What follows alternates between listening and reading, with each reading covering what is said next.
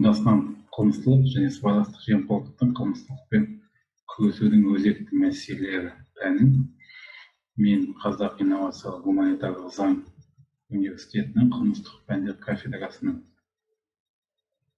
доценті, құқық бойынша философия докторы Қаражанов Марин Дулатұлы беретін болады.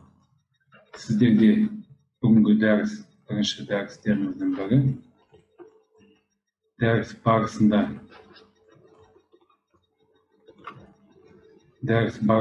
сіздермен келесі сұрақтарды қарастырамыз.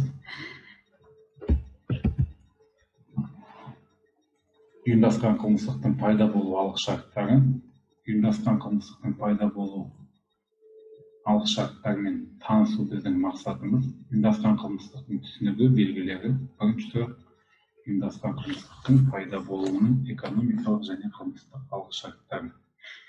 Ұйымдасқан трансұлттық қылмыстылық, ұйымдасқан қылмыстылық, ұйымдасқан топ, ұйымдасқан қылмыстық әрекет сияқты ұғымдар өзара байланысты ұғымдар екенін өздеріңіз білесіздер. Қазіргі жаңа қылмыстық кодексте қылмыстық топ ұғымына ұйымдасқан топ, қылмыстық ұйым, қылмыстық қоғамдастық, трансұлттық ұйымдасқан топ, трансұлттық қылмыстық ұйым, трансұлттық қылмыстық қоғамдастық, террористік топ, экстремистік топ, банда, заңсыз әскерилендірілген құрылым сияқты ұғымдар кіреді. Заң анықтамасы қылмыстық кодекстің 3-ші бабында көзделген. Ұйымдасқан топ бұл бір немесе бірнеше қылмыстық бұзушылық жасау мақсатында алдын ала біріккен, екі немесе одан да көп адамдардың тұрақты тобы болып табылады. Ұйымдасқан қылмыстық топтың анықтамасына келген уақытта ұйымдасқан қылмыстық топ бұл күрделі антиқылмыстық топ болып табылады. Қазіргі заманда Қазақстан Республикасының ең күрделі мәселелерінің бірі осы ұйымдасқан топпен қылмыстылықпен күрес жолдары табылады. Қазіргі күні мемлекетте экономиканың, оның ішінде көлеңкелі экономиканың дамуына, заңға дұрыс, осы бағытта экономиканың дұрыс қадағаланбауы, заңсыз пайда табу, мемлекет құрылымының саудаға басшылық жасау сияқты әрекеттері, факторлары оның жасалуына, яғни мүмкіндік туғызады. Экономикалық, әлеуметтік факторларда ұйымдасқан қылмыстылықтың әсерін қысқарту қажет деп санаймыз. Оның базасын жаңартуымыз керек. Экономикалық қылмыстылықтың, оның ішінде олардың сыбайлас жемқорлық қылмыстылыққа айналуына мүмкіндік бермеуіміз қажет. Елде жасалып жатқан барлық мемлекеттердің құрылымын жасау, салу сияқты әрекеттердің барлығы қылмыстылықтың болмауына мүмкіндік туғызады. Шетелдік заңнамаға үңілетін болсақ, мысалы Япония, Италия сияқты мемлекеттерде ұйымдасқан топтың ішінде ең күрделі мафия сияқты топтар әрекет етеді. Ресейде мысалы әлі күнге дейін ұйымдасқан топтар, яғни көптеп әрекет жасайды. Оларды жауапқа тартуда қиындыққа соғады. Себебін анықтау өте қиын, және олар шенеуніктердің құрамында да орын алуы мүмкін деп саналады. Ұйымдасқан топтар бірнеше адамдардан тұрады, тіпті ауыр қылмыстар жасайды. Оның жасау үшін алдын ала бірге соған қатысты дайындалу жұмыстарын жүргізеді. Оларды жоспарлайды, барлық күш жігерін салады. Оларды жоспарлап өз әрекеттеріне бағындырады. Мысалы, қылмыстық кодексте көзделген ұйымдастырған топтардың күрделі түрлері кездеседі. Мысалы, трансұлттық ұйымдасқан топ, бұлар трансұлттық ұйымдасқан қылмыстар жасау үшін құрылған топ болып табылады, бірақ бірнеше, яғни мемлекеттің құрамында әрекет жасауы мүмкін. Трансұлттық қылмыстар бұлар, яғни бірнеше шекарадан асып жасалатын қылмыстарды білдіреді. Олардың құрамына 3 элемент жатқызамыз. Халықаралық қылмыстар, екінші халықаралық мінездегі қылмыстар, үшінші халықаралық жалпы қылмыстар деп жатқызамыз. Осылардың ішінде ең қауіптісі зорлау, терроризм, экстремизм сияқты әрекеттер орын алуы мүмкін. мемлекеттің бейбітшілік қатынасына бұлар барлық кедергі жасайды деп саналады. Әсіресе көп жасалатын қылмыстар бұлар ақша тартып алу, терроризм, өнер мен тарихи құндылықтарды ұрлау, интеллектуалдық шенеунікті ұрлау, заңсыз қару-жарақтарды саудаға салу, ұшақтарды айдап кету, теңіз қарақшылығы, жер атомын, автономын ұрлау, сақтандыру алаяқтығы, компьютерлік қылмыстар, экологиялық қылмыстар, заңсыз есірткі сату, заңсыз бизнеске ауысу, сыбайлас жемқорлық қылмыстар орын алуы мүмкін. Осының ішінде трансұлттық қылмыстылыққа көбінесе бірнеше фактормен Ресей ғалымы профессор Лунеев келесі қарсы факторларды атайды. Яғни бюджеттен тонау тотальдық мемлекеттердің лауазымды тұлғаларға ақша сатуға ашық түрде анық болып табылады. Екіншіден, барлық жағдайда тәртіптің болуын қолдайды. Үшіншіден, халықаралық құжаттарда, яғни белгіленген әрекеттерді жасауға кедергі бермейді. Мысалы, халықаралық актілер бар, олар бойынша бұл қылмыстарды жасауға тыйым салынады деп көзделген. Сонымен қатар, қылмыстық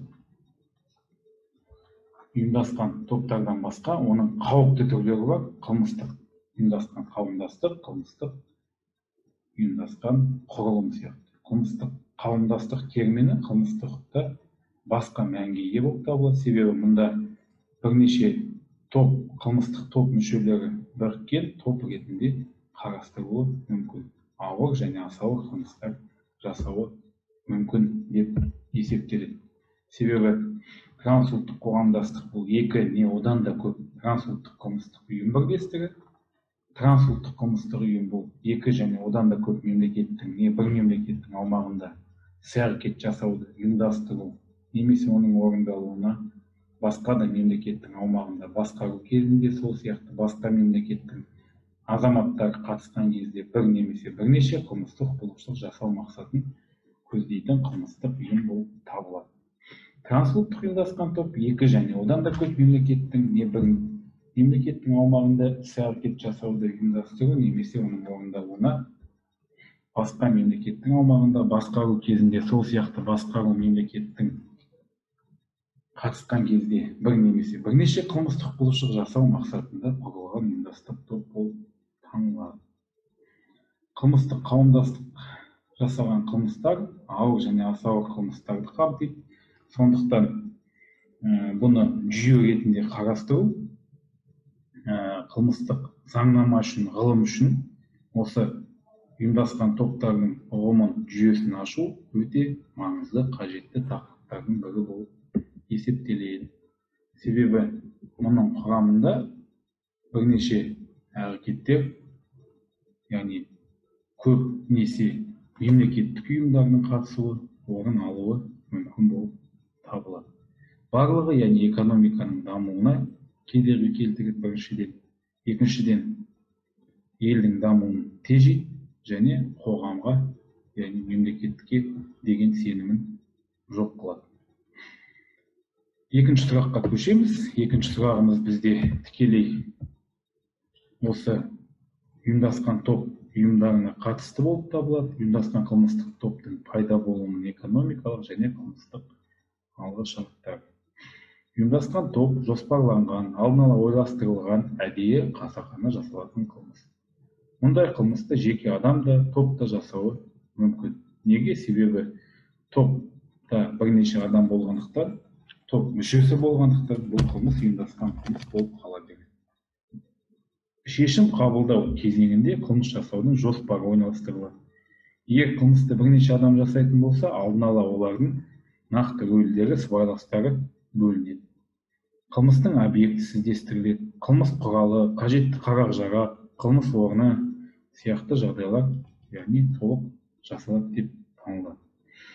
Криминологиялық талдама жасалғанда осы рөлдерді бөлісу жоспарының қандай болғандығын, қылмыс жасалған кезде дәл сол болды ма, басқаша болды ма, не себепті өзгерді, қандай әрекеттер жасалды, соны анықтауы қажет болып есептеледі. Ұйымдасқан қылмыстың дамуы бірнеше сылтаулардың орын алуынан қалыптасады. Яғни біреулері ұрлық жасаса, екіншілері ұрлағандарды сатады, үшіншілері ақша қаражаттарын бөледі. Сондықтан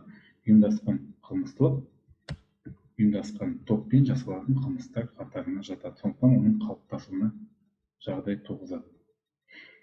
Ұйымдасқан қылмыстар күрделі әлеуметтік құбылыс. Әр қоғамға сәйкес оның түбірімен жою мүмкін болып табылмайды. Бұл жаңа құбылыс емес, оны өткен ғасырда қарастырған ғалымдардың бірі Эмиль Дюркгейм табылады. Ол француздың әлеуметтік мектебінің өмірін қалаған. Сол кезде революциялық мәміледе жасалған оның түсінігі қылмыстық нормаларға Қазақстанда, кез келген басқа да ұқсас мемлекетте, яғни осындай билікке отыруға тырысады деп есептейді. Сондықтан бұл яғни ресейлік, яғни француз ғалымдарының біріне тиесілі негіз болып табылады. Ресейде де, бізде де ол орын алуы мүмкін. Италия мемлекетінде Палермо қаласында осыған қатысты, яғни құқықтық негізі ретінде концепция қабылданбақ болды. Нәтижесінде 2000 жылы сәуірдің айында Біріккен ұлттар ұйымының ұйымдасқан топтарға қарсы конвенциясы қабылданды. Конвенцияны қазіргі күні 120-ға жуық мемлекет қабылдаған болады. Оны ұйымдасқан қылмыстарға қарсы тағы да нормативтік акт ретінде халықаралық қылмыстық соттың статуты табылады. 1988 жылы Римде қабылданған актінің бірі болып есептеледі. Сондай-ақ 1949 жылы Біріккен ұлттар ұйымының, яғни ассамблеясында адамды сату және жезөкшелікті эксплуатациялау үшін үшінші тұлғаларға қатысты жауаптылық жөнінде конвенция қабылданған. Бұнда яғни нормативтік акт ретінде осы ұйымдасқан қылмыстылықтың, яғни жолын болдырмау кезінде нормативтік акт болып табылады. Жалпы алғанда ұйымдасқан трансұлттық қылмыстылық болсын, ұйымдасқан қылмыстылық болсын, үнемі экономиканың басқаруын қиындатады, қоғам шеңберінде ресурстардың кең таралуына кедергі келтіреді, инфляцияның асқынуына жол тудырады, елдегі әртүрлі аурулардың пайда болуына алып келеді. Бұл яғни ұйымдасқан болғандықтан тек қана санаулы топтарда ғана оның басқаруына мүмкіндік туғызатын жағдайлар орын алады деп есептеледі. Ұйымдасқан қылмыстық топ мүшелерін көбі жауапқа тарту қиын, себебі көпшілігі мемлекеттік, яғни органдарда да қызмет істеуі мүмкін деп есептеледі. Сондықтан ұйымдасқан қылмыстылық, яғни экономикалық жағынан болсын, құқықтық жағынан болсын, қалыптасуына оған бірнеше халықаралық актілер мүмкіндік туғызды. Енді сіздерді қажетті әдебиеттермен таныстырғым келеді. Мына әдебиеттерді сіздер көріп отырсыздар. Бұл әдебиеттердің барлығы сіздерге, яғни қажетті болып есептеледі. Және бұған біздің контентте барлық сілтеме жасалған, танысуларыңызға болады.